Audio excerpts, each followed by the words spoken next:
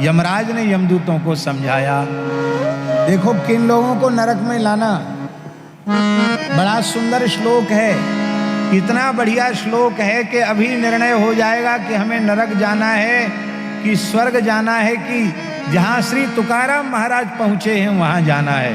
हमको कहां जाना है अभी निर्णय हो जाएगा। जिह्वा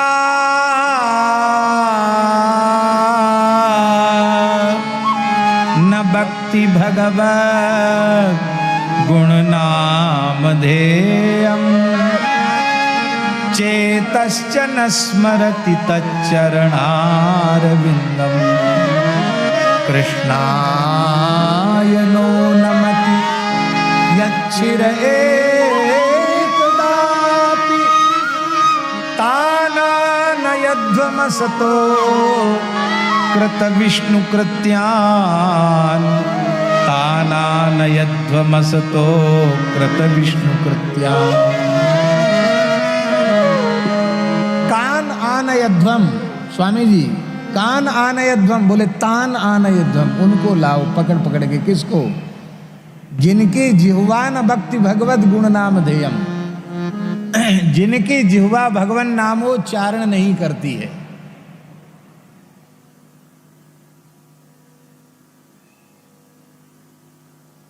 एक निम्बार्क संप्रदाय के महात्मा थे, उनका नाम था श्री चतुरदास जी। हमारे मोहल्ले में ही, ज्ञान गुदरी बंसीवट मोहल्ले में ही उनका पुराना स्थान है, निम्बार्क संप्रदाय का। श्री चतुरदास जी की कुंज मुरैना के थे, विप्रकुल का शरीर था और बचपन से ही राम नाम के जप में लग गए थे। राम नाम जप के सिद्ध हो गए थे, भगवत साक्षात्कार उनको हो चुका था, पर किसी के चेला नहीं थे, शिष्य नहीं थे। तो वो जमाना ऐसा था कि लोग जो किसी संत का शरणागत नहीं होता था उसको लोग निगुरा कहते थे। लोग कहते थे निगुरा है, बड़ा भारी सिद्ध हो गया पर निगुरा है, न कोई तिलक है, न कंठी है, न कोई स्वरूप है।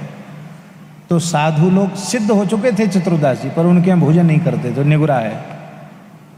तो संतों ने आग्रह किया कि तुम दीक्षा ले लो। तो श्री हनुमान दास जी नाम के सिद्ध संत थे निम्बार्क संप्रदाय के, उनसे उन्होंने दीक्षा ले ली। अष्टादशाक्षर गोपाल मंत्र की दीक्षा उनको मिली,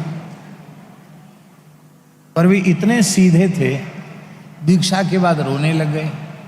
उनके गुरुजी ने कहा क्यों रो रहे हो? बोले महाराज मैं तो बिना पढ़ा लिखा हूं, इतना लंबा चौड़ा मंत्र हमको तो याद ही नहीं रहेगा। और दूसरी समस्या ये है कि जैसे मोर का कंठ चलता है, ऐसी अहरनिश मेरे राम नाम चलता है। मैं राम नाम छोड़ के दूसरा जप नहीं कर पाऊंगा, तो बड़ी समस्या होगी। आपने एक नया मंत्र सुना दिया, मैं कैसे जप करूंगा? तो गुरुजी बोले ठीक है, 10-5 बार कोशिश करके जप लिया करो, तुम्हारे बदले नियम मैं कर लूंगा। बस तिलक पधराओ और बस उस पद्धति में रहो। बोले ठीक है। उनके समय में भेड़ बकरी चराने वाले लोग भी 1-1 लाख नाम जप कर लेते थे। जिसको उन्होंने कह दिया कि तुम नाम जप किया करो, उसका नाम जप शुरू हो जाता था। आज भी उनके स्थान में कीर्तन चल रहा है, मुरैना में उनका स्थान है, वृंदावन में तो है ही स्थान। एक महात्मा आए, प्रकांड विद्वान थे, न्याय व्याकरण वेदांत आदि विषयों के। मुरैना में लोग बड़े आग्रह पूर्वक उनको लाए प्रवचन के लिए, और उनका प्रवचन हो रहा था। श्री चतुर्दास जी महाराज को भी लोग बुला के लाए। बड़ा आयोजन होता तो संत को बुलाते ही हैं। तो ऊपर बैठने की जगह थी, बोले नहीं हम ऊपर नहीं बैठे, हम सामने बैठ के कथा सुनेंगे। तो वो सामने बैठ गए, और उनके भी हजारा माला चल रहा था। और उनके तमाम जो परिकर के थे सब हजारा माला लिए जप कर रहे थे, राम राम राम राम राम राम राम राम। तो पता नहीं जो वक्ता महानुभाव आए थे उनका दिमाग गर्म हो गया।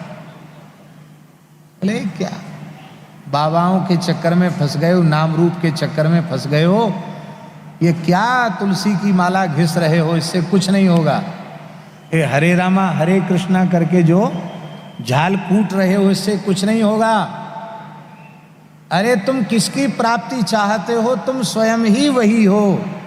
मैं बंधन में हूं, ये भ्रम है, इस भ्रम को त्यागो। और अब मैं तुम्हें ईमानदारी से सत्संग करो, उस ब्रह्म विद्या का उपदेश दूंगा कि हम में तुम में भेद मिट जाएगा। फिर ये जो माला घिसना है ना, इससे छुट्टी मिल जाएगी। वो भक्त नहीं थे, वो कोई ऐसे ही शुष्क वेदांती ही थे। बस लोग तो सुन रहे थे, वो बेचारे क्या करें, श्रोता तो श्रोता हैं, हम पर्चा समझ गए भी पूरा करते हैं। श्रोता तो श्रोता हैं,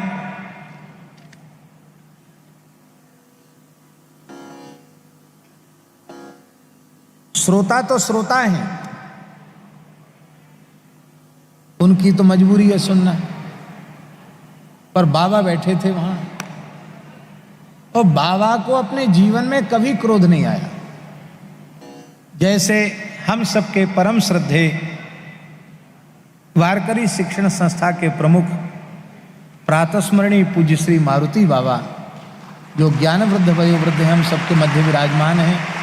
हमारे ऊपर आपकी बड़ी कृपा है। वर्ष में एक बार तो वृंदावन आप पधारते ही हैं, और मलुक पीठ आपका ही स्थान है। आप कृपा पूर्वक विराजते हैं, और हमारी तो प्रार्थना है जब जब वृंदावन पधारें, यहाँ के संत महापुरुष आप वहीं विराजें। आपके दर्शन से हमें बड़ी शांति मिलती है।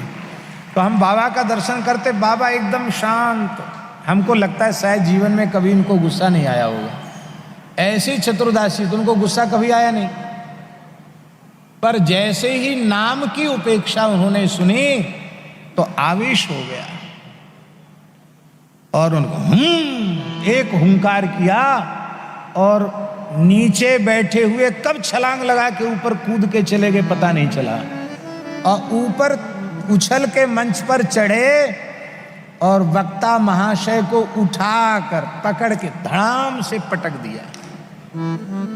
पटक कर चढ़ गए छाती पर, कपड़े तो फाड़ ही दिए, और लगे घूसा जमाने, हिये में धल्ले राम नाम, हिये में धल्ले राम नाम। वहां की भाषा में हिये में धल्ले राम नाम, इतबित की बातें क्यों करे, हिये में धल्ले राम नाम, हिये में धल्ले राम नाम। अब वो तो महाराज इतनी जोर से पीट रहे थे कि वो तो लगे मर ही जाएंगे बेचारे। जबकि चतुर्दासी एकहरे शरीर के थे और वक्ता दोहरे शरीर के थे, लेकिन फिर भी उस समय उनको इतनी शक्ति थी उनमें कि जोर से प्रहार कर रहे थे। लोगों ने उनको पकड़ा, और जैसे ही अलग किया तो वे बेहोश हो गए, मूर्छा में चले गए, क्योंकि उन्होंने होश हवास में कुछ किया नहीं था। उन्होंने बाद में कीर्तन किया लोगों ने, तब उनको होश आया, और वो बार बार रो करके कह रहे थे कि मैं नाम की उपेक्षा सुनकर जीवित क्यों हूं, नाम की उपेक्षा सुनकर मैं जीवित क्यों, मेरे प्राण क्यों नहीं निकल गए। इसका मतलब मुझे नाम में प्रेम नहीं है। हाय हाय, मुझे ऐसा क्यों सुनना पड़ा कि राम राम से कुछ नहीं होगा, मुझे ऐसा क्यों सुनना पड़ा। महाराज जी, इस घटना ने उस वक्ता के जीवन को बदल दिया, और उसने कहा जो जीवन भर पढ़े थे उससे जो नहीं मिला, आज एक संत के प्रहार से मिल गया। अब मैं प्रतिज्ञा करता हूं कि राम नाम छोड़कर दूसरा शब्द ही उच्चारण नहीं करूंगा।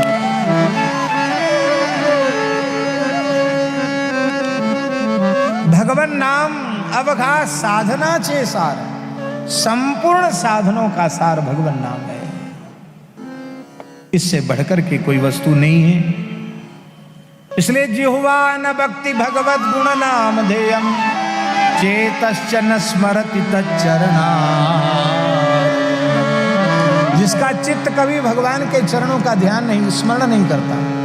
कृष्णाय नो नमति अच्छिर एकदापि, जो श्री कृष्ण के चरणों में दिन में एक बार भी प्रणत नहीं होता। अंतिम पद महाराज जी सबसे महत्वपूर्ण है।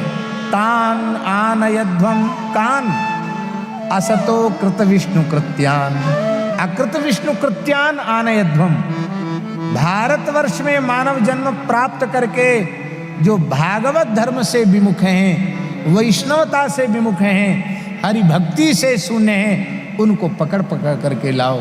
पर जो वैष्णव धर्म का आचरण करते हैं, यदि कथनचित उनसे कोई दोष पाप बन जाए तो वो भगवान के जीव हैं, भगवदीय जीव हैं, उनको क्षमा करना या दंड देना ये भगवान के अधिकार क्षेत्र की बात है, ये मुझ यमराज का अधिकार उसमें नहीं है। उनको प्रणाम करके चले। माई मेरे श्याम